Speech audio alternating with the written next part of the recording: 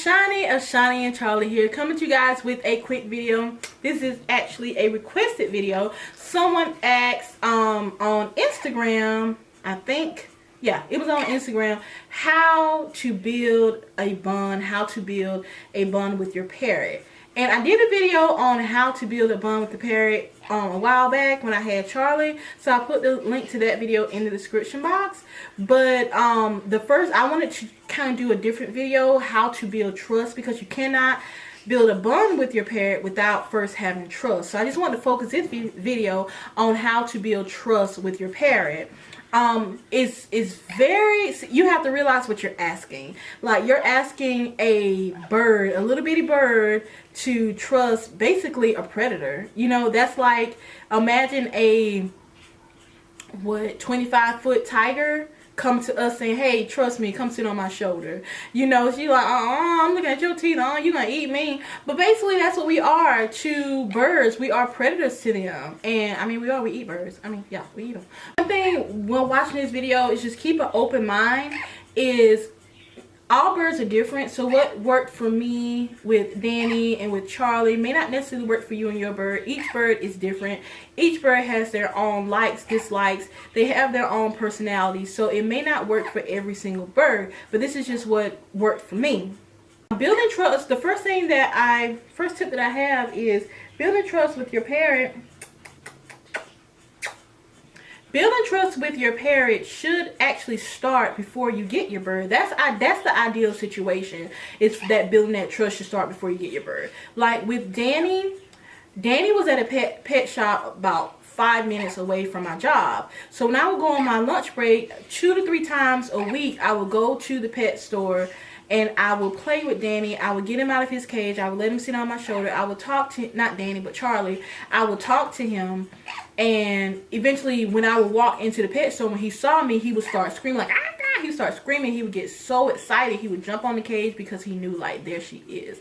So building that trust started before I even got him home.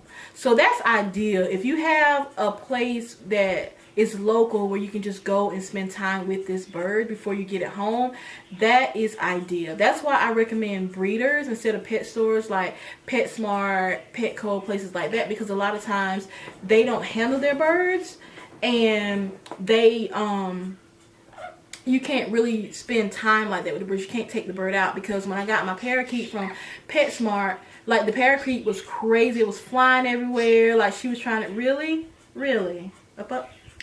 The lady was trying to catch the bird for me, and then it accidentally got out of the cage and it was going all up in the air, but they had like a little tarp there so it couldn't get out. But it was really crazy. So I would recommend you visiting your bird. Now with Danny, it was different. I couldn't visit him because he was about an hour or 2 hours away from me.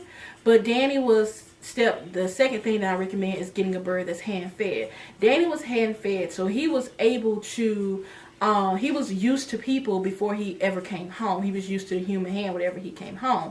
Now, even though he was used to people, he wasn't used to me. So she had already told me, like, he may not eat from your hand. I know you want this finger.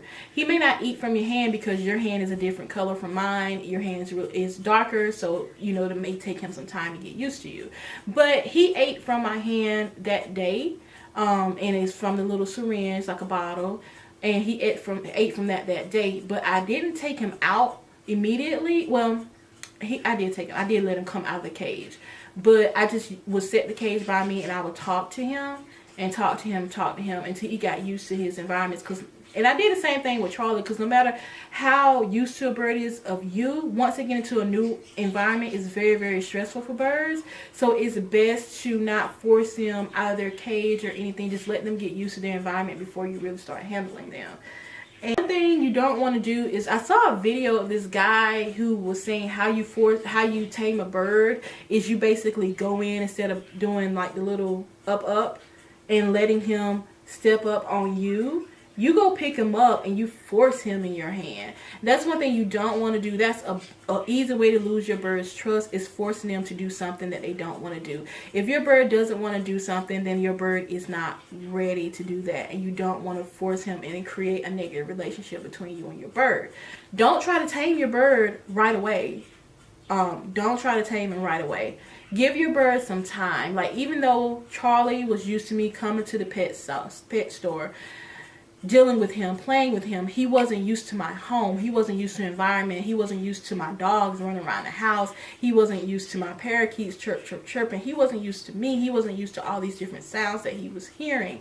So I didn't try. I waited maybe like a week or two before I started to really try to tame Charlie. Same thing with Danny. I think I waited maybe a week with Danny before I started really trying to tame him. So you don't want to tame him right away. You put them in a room. When you get them home, put them in a room that is very busy, where they can see you and they can hear you and they can hear all the different sounds and the noises, and they'll begin to get used to it. Now, one thing that I want to say is these tips, if you're getting an adopted bird, I don't have any experience with adopted birds. It may be a little different with adopted birds. Make sure you get that bird's history as much as you can, as much as that breeder knows, or that person that's selling that bird or adopting that bird out. Try to find out as much as you can, simply because you don't know that bird's history. It might be abused. Some birds are more partial to women than men. Some more men than women. Some birds don't like children. So it may be a whole different situation for adopted birds. So some of these tips may still can work, but you may want to be a little bit more cautious with adopted birds. When you're getting baby birds, you're kind of molding and shaping that bird, and both of my birds were really young when I got them. So when building trust with your bird, what you want to do is, like I said, keep their cage in the busy room. Don't keep it in the kitchen, but keep it where you are the most. If you're in the living room the most, keep it in the living room the most. If you're in the bedroom the most, keep it in the bedroom the most. That's what I did with I'm in my bedroom more than anywhere else, so I keep my cage in the bedroom the most.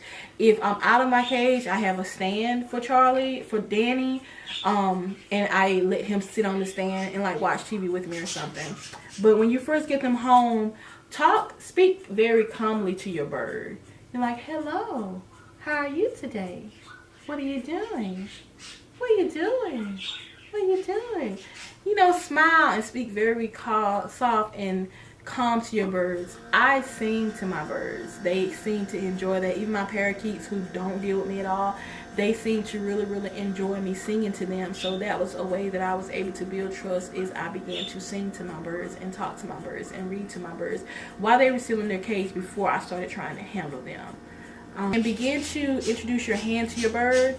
Do that is because you go in and you try to touch your bird, and your bird doesn't know you. It's afraid of your hand. It doesn't know this big thing is coming towards it. It just doesn't know what it is. Bow.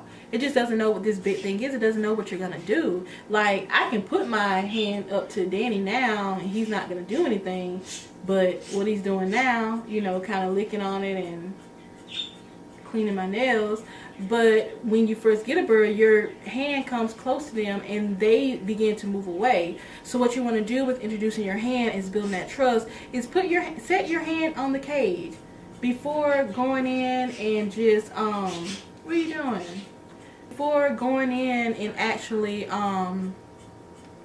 grabbing your bird, is just set your hand on the cage and just sit there. Like, what I would do is I would put my hand on the cage and I would read my book while my hand is on the cage. And then eventually, like, usually when you put your hand on, if you put your hand on the left side of the cage, they're going to automatically move to the right side of the cage away from your hand. So just leave it there, and then eventually you'll begin to put your hand in the cage and they won't move. So when you see them no longer moving away from your hand, start putting your hand in the cage. Not trying to touch them, not trying to, demonstrating here, sir. All right, go ahead, take that. You can't have both hands. So eventually, you know, put your hand in the... So, put your hand in the cage. Not trying to touch your bird, not trying to grab the bird, but just put your hand in the cage. Same thing. When you put your hands in the cage, they are going to move away from your hand. That's what they're going to do. But eventually, you begin to put your hand in that cage, and they won't move their hand away from... They won't begin to move from your cage. Then put your hand closer to the bird and have some food in that hand. Have some food in that hand. And eventually, do not force it to go in your hand. Eventually, it will go to your hand and it will start eating out of your hand.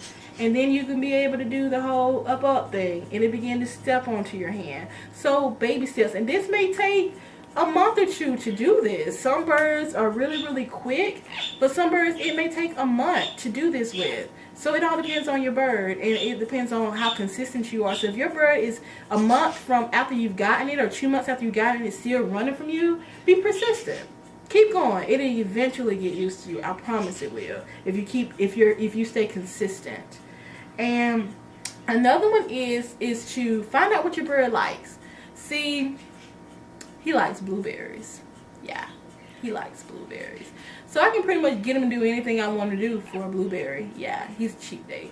I can get him to do whatever I want to do with the blueberry. So you can begin to give your bird what it likes. You begin to put its favorite treat, like some birds, you know, millet. You can begin to put millet in your bird's hands, and let your bird eat millet out of your hands. So every time your hand comes into the cage, it knows like, hey, it's gonna be a treat.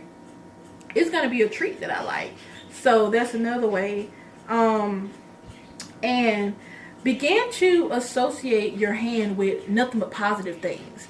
Like I said, with the treat, whenever you put your hand in the cage and he steps up on your hand, he comes out of the cage. So he begins to associate, hey, when she puts her hands in here, I get to get out of the cage. So positive. And make it fun, playtime, happy time. And just associate your hands with positive things. Treats, time out of the cage, or just happy time, fun time, playtime. And be silly. This is what works with birds. Oh my God. Birds are like babies. The sillier you are, the more they laugh, the more they love you. I mean, they don't necessarily laugh, but the more they love you is the sillier you are. The more they begin to bond with you because you are so silly. Like, I'm trying to teach him how to dry himself off quicker after he takes a bath. So I have this dance where I'm like, flap those wings, flap those wings, flap those wings, flap those wings. And I'm just flailing my arms and flapping and stuff. And he's looking at me like, huh? But he loves it. He gets very excited. But you know, when I first started doing it, he was like, what's going on? But now he just gets so excited, and he eventually starts to, you know, move around and dance. But yeah, singing and dancing, birds love that. But those are just a few tips that I have for you, how to build trust with your bird. Like I said, there are a lot more tips. There are a lot of things that, you know, may not work with every bird, but these are some things that work with both of my birds. And so I hope this worked for you guys, and I hope it helped you guys out. And as usual, toodaloo, bye bye. Alright guys, so thank you so much for tuning into my channel. Remember to like, to comment, to subscribe, and to share. Remember to subscribe. That is very, very important so you don't miss any future videos, and hit that bell. Anything else you want to see on this channel, please comment down below. Let me know, and I'll be more than happy to oblige. Thank you so much for watching, and as usual, toodaloo. See you in the next one. Bye-bye.